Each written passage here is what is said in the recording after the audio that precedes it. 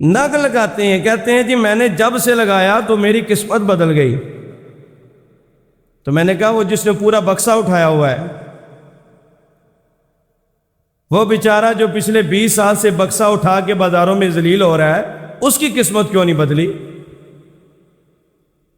وہ خدا کے بندوں، نگینوں سے بھی کبھی قسمت بدلی ہے؟ قسمت نگینے سے نہیں، قسمت مدینے سے بدلتی ہے۔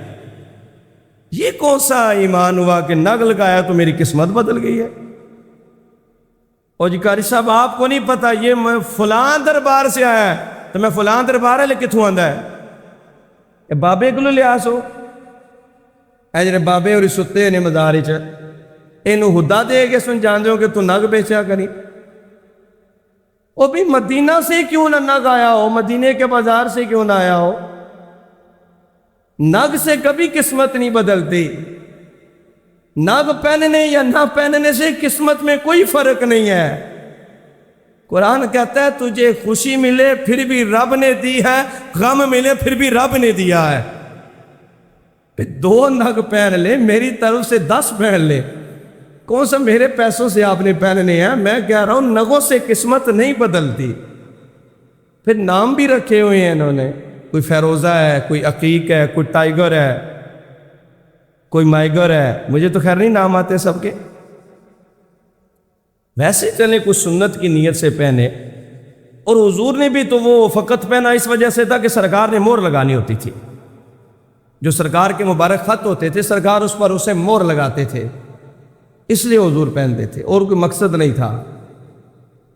تو چلے کچھ سنت کی نیت سے ایک انگوٹھی، وہ بھی جس کا وزن چاندی کے 4.5 ماشے سے کم ہو، وہ پہن لے تو چلے کچھ سمجھ میں آتی ہے۔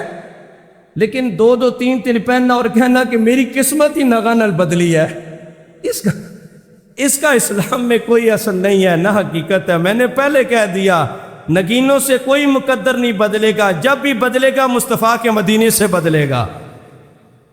کئی لوگوں نے کالا دھاگا پہنا ہوتا ہے، نیچے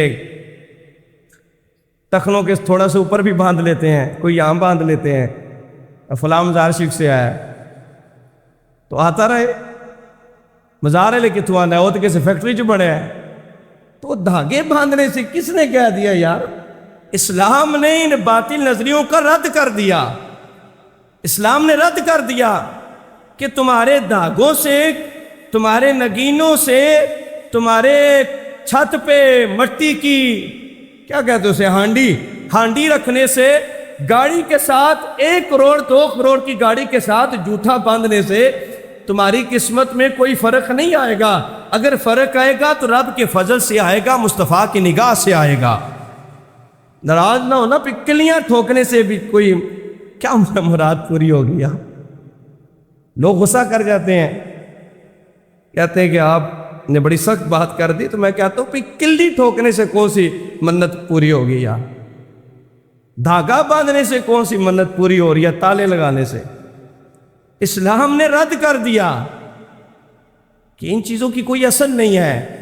لا دعا، محبوب کے فرمان پہ سبحان اللہ کہہ دو، یہ حضور کا فرمان ہے، سبحان اللہ کہہ دو۔ لا دعا ولا طیارتا ولا حامتا ولا سفرا۔ سرکار فرماتے ہیں کہ یہ ان چیزوں کی کوئی حقیقت نہیں ہے۔ اے میرا کلمہ پڑھنے والو، اے میرے دین کو ماننے والو، اے رب کے قرآن کو ہاتھ میں پکڑنے والو، ان چیزوں سے تمہارا کوئی نفع یا نقصان نہیں ہے۔ نفع ہوگا تو رب کے چاہنے سے ہوگا، نقصان ہوگا تو رب کے چاہنے سے ہوگا۔ نعمت چھن گئی ہے تو رب کے چاہنے سے، نعمت عطا ہوئی ہے تو رب کے فضل سے عطا ہوئی ہے۔ باقی کلیاں ٹھوکنے سے کچھ نہیں ہوگا، نگینے لگانے سے کچھ نہیں ہوتا۔